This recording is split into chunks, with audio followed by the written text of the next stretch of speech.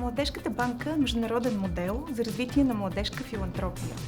Този модел беше пренесен в България през 2012 година с помощта на Фондация Работилница за граждански инициативи и в момента е разпространен в 13 града на страната. Младежките банки са екипи от млади хора, които се ситуират към младежки организации или към така наречените обществени фондации.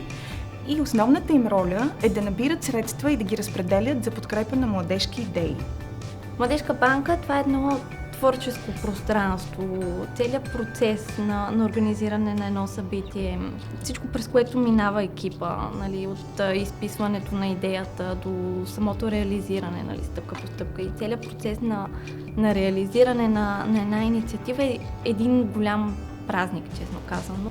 За мен Младежка банка това е място, където се срещаме млади, енергични, активни хора и чрез идеите, които заедно генерираме, ние се обединяваме и същевременно развиваме не само самата идея за доброволчеството, а нещо много по-голямо от самите нас. Мисълта да знаеш, че ти всъщност помагаш на света и си част от нещо повече от теб е безценна.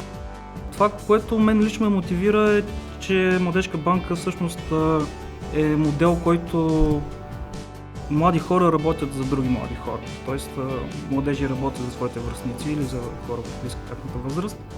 Много е важно да знаят, че могат да внесат някаква разлика в общността. Важно е да могат да направят промяната, която те смятат за правилна, и Младежка банка с събитията, които организират, дава шанс за случване на точно тази промяна. С увеличаването на успешните събития се увеличават и хората, които са склонни да подкрепят един или друг проект. Моделът е сравнително нов за България, но вече има постигнати така видими успехи. Над 350 младежи бяха обучени как се набират средства, как се разпределят средства. Младежите бенефициенти, които са участвали пряко в проекти, финансирани от младежки банки, към момента са около 23 000.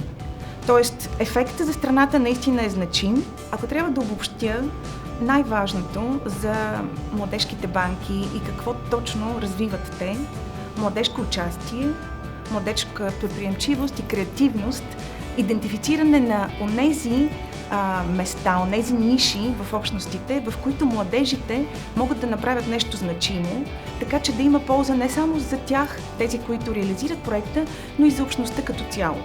За мен Младежка банка е кауза, която създава.